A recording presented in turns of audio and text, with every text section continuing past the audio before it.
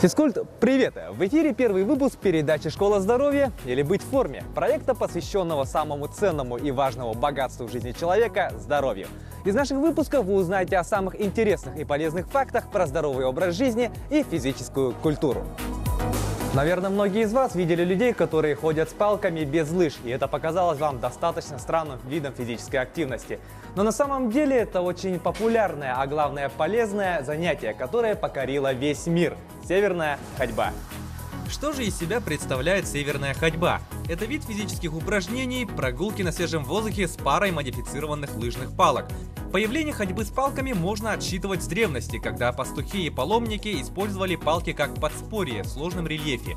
В лечебно-оздоровительных учреждениях палки также давно используются в лечебной физкультуре. Основателем северной ходьбы как вида физического упражнения по праву считают знаменитого финского лыжника Юхе Мието, который в 70-е годы включил в программу летних тренировок национальной сборной своей страны забеги с двумя палками по пересеченной местности. Нововведение Юхе сразу же дало свои плоды. Благодаря таким тренировкам спортивные показатели сборной Финляндии значительно улучшились. Сегодня северной ходьбой занимается по всему миру. В самой только Финляндии из 5 миллионов общего населения с палками ходят, представьте себе, более 1 миллиона людей. В последнее время северная ходьба активно набирает популярность и в нашей республике.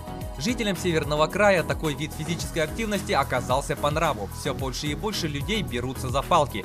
Но не все знают, как правильно ходить. На первый взгляд может показаться, что в этом нет ничего трудного. Взял палки, да ходи. Но на самом деле в северной ходьбе имеется множество аспектов, без учета которых все старания могут свестись на нет. Именно этой проблеме был посвящен цикл семинаров и практических занятий кандидата медицинских наук, национального тренера по северной ходьбе и вице-президента Российской ассоциации северной ходьбы Андрея Волкова, который прилетел в наш город в рамках Дней Санкт-Петербурга. Курсы были проведены среди работников физической культуры и спорта, среди наших общественных инструкторов. На курсы приехали из разных городов и улусов нашей республики, как город Нерюнгри, Мирный, Среднеколымск, Оленек, Татинский улус, Горный улус и другие. В итоге 19 человек получили сертификаты. Методика разработана людьми, которые начали этим заниматься в начале 2000-х лет, 2000 года. Вернее, это специалисты, которые International Nordic Walking Association, а я пользуюсь на самом деле именно методикой вот этой международной федерации Nordic Walking. Некоторые моменты свои я добавил в нее. Каким образом пришел? Ну вот я рассказываю, что в 2007 году, когда я весил почти 150 килограммов, и задыхался, и ходил с трудом, я решил, что надо собой заняться. И вот нашел такой вид физической активности, чему очень рад, и пытаюсь с людьми этим поделиться. Потому что на самом деле оказалось, что ходьба сама по себе полезна, а ходьба с палками полезна минимум на 40%, а то и на 50%, если ты ходишь правильно. Как Андрей Викторович обучает нас, да, очень многому он нас обучил, очень многое показал. Самое первое, это мы должны выбрать качественные, палку. Главный инвентарь для нас это палки, да, а палки должны быть качественными. Для ходьбы с палками используются специальные палки, которые значительно короче классических лыжных. Использование палок неправильной длины может дать чрезмерную нагрузку на колени, щиколотку и спину. Существует два вида палок – стандартные фиксированной длины и телескопические с несколькими выдвижными сегментами-коленями. Отличительной особенностью палок для ходьбы является то, что в ручках закрепленные ремешки напоминают перчатки без пальцев. Это помогает отталкиваться, не сжимая ручку палки. Палки поставляются со сменным резиновым наконечником, который используют на твердой поверхности. По льду, по снегу, тропинкам и так далее используют твердосплавный шип на самой палке. Палки обычно производятся из легких материалов – алюминия, углепластика и композиционных материалов. Особая обувь не нужна. Хорошие сидячие кроссовки любого типа замечательно подойдут. Как сказали, выбираем качественную палку, значит, не дубовые палки и не телескопические.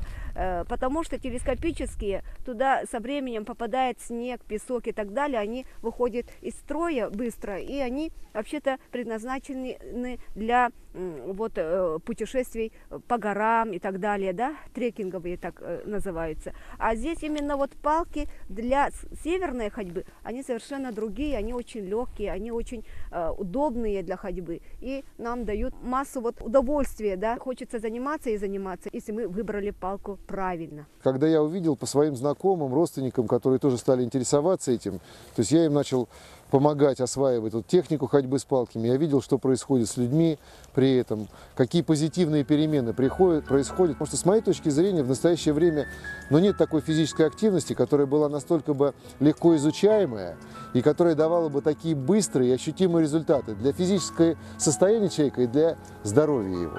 И это доказанный наукой факт.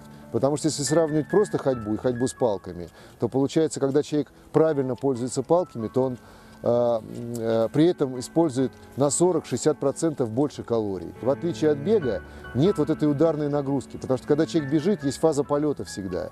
И человек, приземляясь, 2,5 своих веса переносит от ударной нагрузки. Когда человек идет с палками, если он идет правильно, я на занятиях это показываю и учу, то ты ставишь палку немножечко раньше, перед тем, как ты приземляешь пятку ноги. И получается, что ты тем самым разгружаешь. То есть ты нагружаешь верхнюю часть туловища, но разгружаешь фактически пятки, значит, это голеностопные суставы, коленные, тазобедренные суставы нижних конечностей.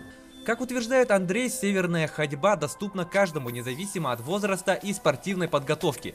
То есть этим видом физической активности могут заниматься как люди с ограниченными физическими возможностями, так и профессиональные спортсмены. Я могу сказать, что все люди, которые начали заниматься ходьбой с палками, осанка улучшилась. Даже более того, понимаете, возьмите любого пенсионера, дайте ему в руки палки, и он даже, вот, несмотря на то, что он до этого стоял так, они все выпрямляются. Понимаете? То есть я просто вижу это на занятиях.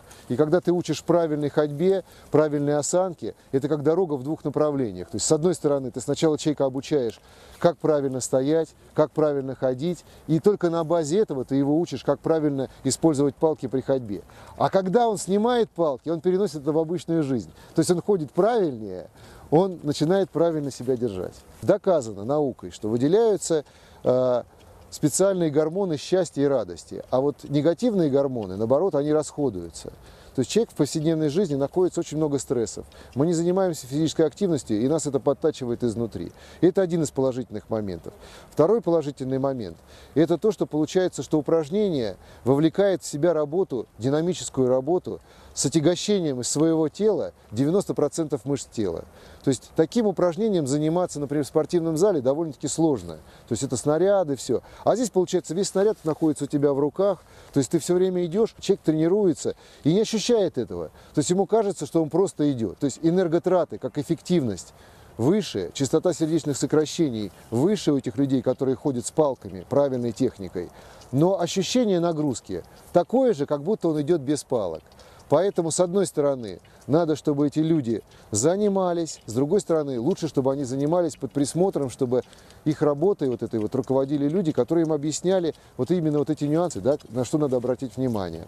По поводу боли в шее, в спине. На самом деле, из-за того, что наши вот эти органы, да, то есть ведь позвоночник у нас, он предназначен для движения, не только для того, чтобы держать статично, да, то есть вот осанка, это статическая поза или нет. И это позы во время движения тоже. Вот позвоночник, он призван для того, чтобы все держать. На самом деле, из-за того, что мы очень скованы, мы не двигаемся, спазмы мышц происходят, кровоснабжение плохое. Как только мы начинаем идти фазой сокращения, расслабления постоянно, улучшается кровонаполнение мышц.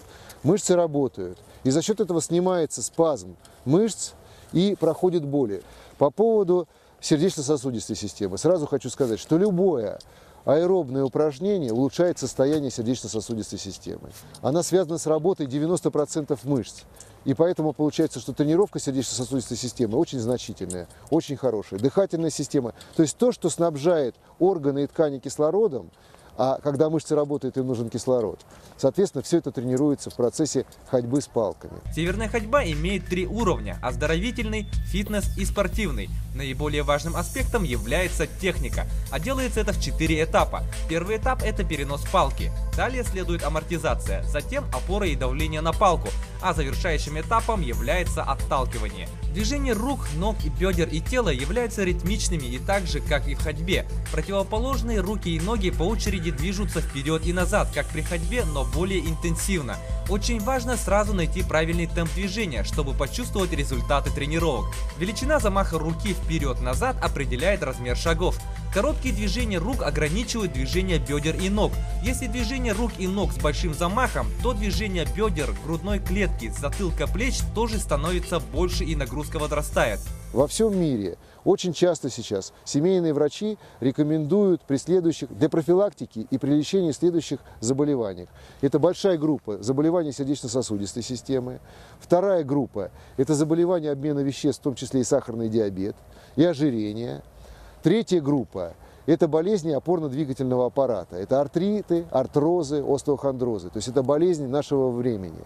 Кроме этого, из-за того, что мышцы крепятся к костям, а мы используем, я говорю, больше, чем 90% мышц при этих движениях, мы тренируем и кости. И поэтому остеопороз, который для нас заболевание такое, связанное тоже с нашим временем, ритмом жизни, то, что не используется, все атрофируется.